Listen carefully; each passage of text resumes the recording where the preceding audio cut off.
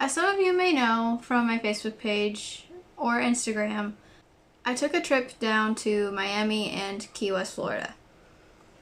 This is my very first time ever in Florida, which may seem odd to some of you, but it's true. I've been to a lot of places across the globe, but Florida wasn't one. After the trip was over and said and done, I must say, it was interesting and unforgettable. It's unforgettable though for the reasons that you may not think. But before I get started, let me introduce myself in case some of you don't know me. Hi, my name is Simber and I'm a Guaipo in Hong Kong, and welcome back to my channel. I don't typically do story times, but this is one of the most craziest days or craziest few days of my life. And I know typically I'm in Hong Kong, but while that coronavirus is going on, I'm having an extended vacation with my family. We had quite a few mishaps on our first day in Florida. Just the first day. Getting on the flight from Chicago to Miami, there was no issue. Getting on the bus from Miami International Airport to get to our Airbnb at sunrise wasn't an issue. But there was an issue getting off the bus. The seats on the bus were fine. The Wi-Fi on the bus was fine. The only thing that wasn't fine was the fact that our bus driver didn't tell us when the stops were. Our bus stopped somewhere and he started to walk towards the bathroom, and Michael asked if this was our stop. He said 5 more minutes. Now, I don't know about y'all, but when someone says 5 minutes, 5 minutes.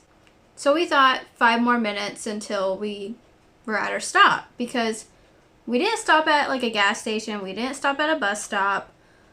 We stopped at a random intersection with a stop sign, and we thought just maybe he needed to use the bathroom really bad. He comes out, starts the bus again, and sets off. But that was the longest 5 minutes of my life. We even stopped at West Palm Beach, and he still didn't tell us what stop it was.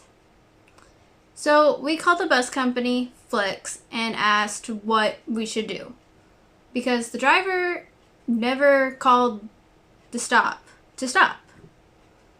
The customer service agent told us to tell the bus driver, and the driver could figure out where we could stop. So Michael goes up to tell the bus driver that we missed our bus stop and asked him if he could drop us off at an exit. The driver and Michael cleared up the confusion on how we missed the stop, but during this process, he missed several exits that could lead us to a train rail. He then says he'll help us find a bus station. He then says that he would help us find a bus station. The customer service agent on the phone said that the last bus to Fort Lauderdale was at 5, saying we wouldn't make it. There was no trains leaving from Jupiter to West Palm. The only means of transportation we had left was Greyhound from Fort Pierce to Fort Lauderdale. The Flix Bus Company refused to refund us our money, even though it was their driver that made the mistake. We were forced to pay $87 to Greyhound due to this driver's mistake. We would have been fine if they at least gave us some travel credits, but they still refused. Luckily, we got on the Greyhound just in time for us to hop on in the bus and head back towards Fort Lauderdale. The only complaint I had was the fact that this bus straight up smelled like pee. We're thankful though we were able to get on the bus and head towards Fort Lauderdale. During our ride on the Greyhound, we wrote a lovely complaint to Flixbus, and we are eagerly waiting for them to reply. What irritated me was not only the fact that this bus driver not calling the stops, but the fact that if this were to happen to a minor, we all know that there would have been a lawsuit. Now on to part 2 of our lovely day. We got off the bus at Fort Lauderdale smoothly because Greyhound calls their stops Flixbus. Take notes. We walked to the restaurant, got some food, got an Uber, and headed towards our Airbnb. Now, before I get into this, Michael and I have been using Airbnb for a very long time. 98% of the time, the Airbnb is fine. We don't have an issue. It's a good place to stay. But during this trip to Florida, this is where things took a turn for the worse. We arrived to our Airbnb and something was already off. We knocked on the door and the host seemed to be in a slight panic. We showed her that we did book a room for 2 nights and we'd already paid. She was kind enough to let us stay because she had a room for us anyway. Apparently she didn't get the message because her app was having problems, I guess. I don't know. It was fine though because we got a place to sleep and she got paid. Michael and I got settled in, we took a shower, but when we got out, there was arguing outside of the house. We heard our host, a man, and another woman all arguing. We tried to pay no mind and to just try to get some sleep because we had to get up early the next morning to pick up a rental car and drive towards Key West. Somehow, we managed to get a couple hours of sleep before it went crazy. At around 1:30 a.m., the argument was brought inside the house, and from what we can hear, it got physical several times. We couldn't see anything because we were on the other side of the door, but from what we could hear, the host was being pushed by, here's the tea, her husband's girlfriend. Yep, you heard me correctly. Before I get into more of what happened, let me give you the backstory of these 3 individuals. Apparently this has been going on for months, and the people that are living there are pretty miserable. So grab a wine, grab some tea, grab some coffee, take a seat, because this is a story. This all started when a woman and her at the time boyfriend moved to Fort Lauderdale from Chicago. The host where we stayed at let her and her boyfriend move in with her and her husband. Well, at some point while the host and the woman's boyfriend were at work, this woman and her husband were hooking up behind their backs. The host kicked her husband and this girl out. The boyfriend left to go back to Chicago, I think. Well, apparently the husband got kicked out of this new place that he got after he got kicked out from her place because he got fired from his job because he was drugged out most of the time. So he calls his wife, basically begging her to let him and his new girlfriend, yep, the same girl from before, if they could stay at her place for a few days until they found something new. Now, surprisingly, out of the goodness of this woman's heart, and because she still loved her husband for some odd reason, she let him and his girlfriend move in.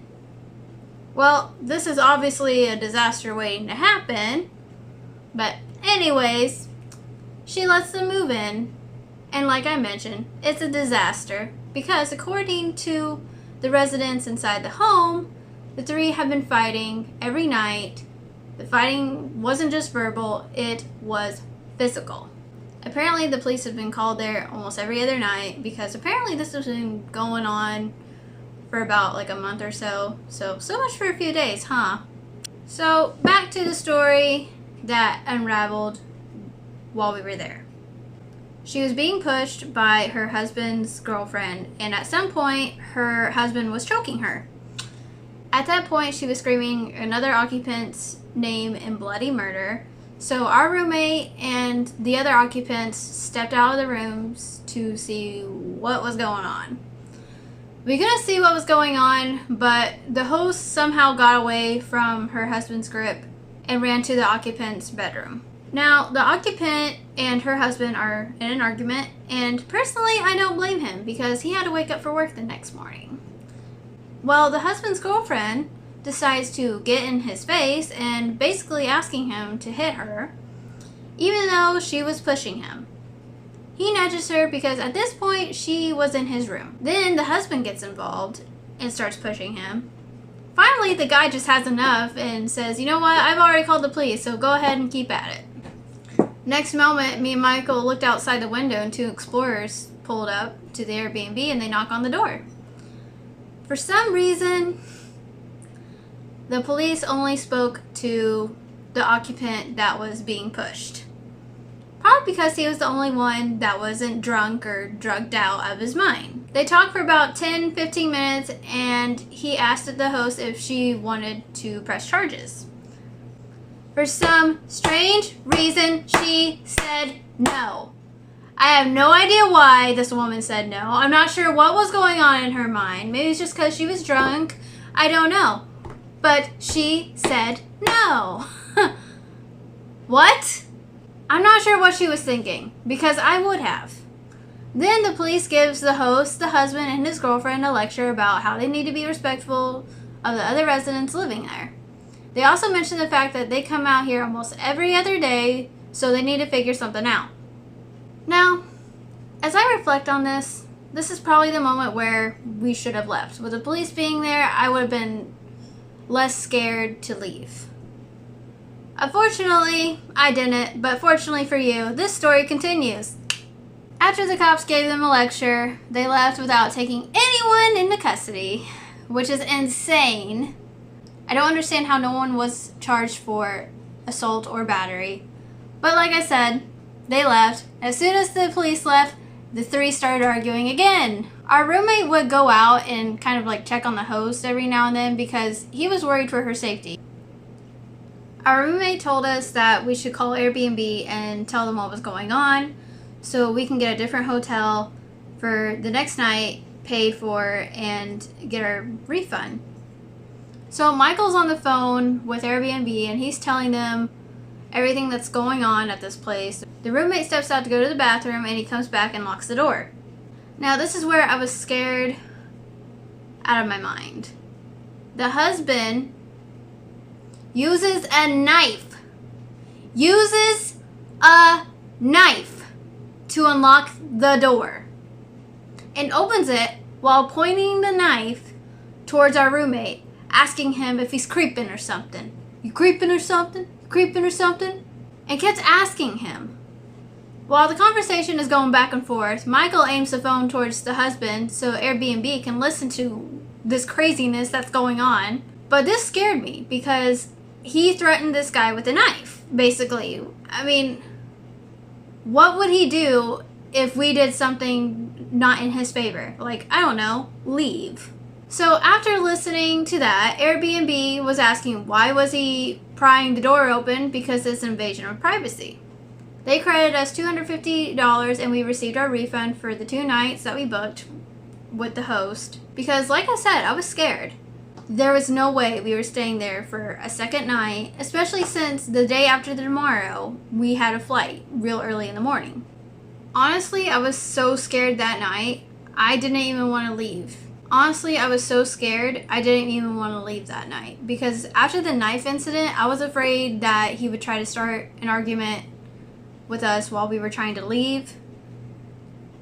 I hardly had any sleep that night. I was afraid to go to sleep.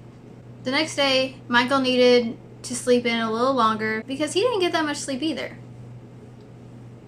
We had to get some though because we were driving to Key West. This irritates me because if we would have had a good night's sleep, we would have been able to wake up at a decent time and get to Key West relatively early. But like I said, Michael needed to sleep. As soon as he decided to wake up, we brushed our teeth, we grabbed our stuff, and we left as quietly as possible. The husband and his girlfriend were sleeping in the living room, so I was terrified stepping out of the door. I held my breath from our room to the front door, and I shut the door as quietly as possible to avoid any confrontation with them. I was afraid that any breath of air I took, he would wake up and start screaming at us. I was that afraid. So we got on the city bus, we got our rental car, and we drove towards Key West. The reason why I wish we left earlier was because there is a road from the mainland of Florida to the Keys, and it's mainly one lane. What should have been a 2-hour car ride turned into a 4-hour car ride. I'll explain that in my Florida video coming up. So that's it for this video. Ever since this happened, I've been apprehensive about going to Florida again. I don't think I'll take a FlixBus ever again. I frankly don't know how to close this video, other than to learn from our mistakes, and hopefully your trips to Florida are better than ours. If you like this video, hit the like button. If you want to see more videos, subscribe, hit the notification bell, and we hope to see you in the next one. Bye guys.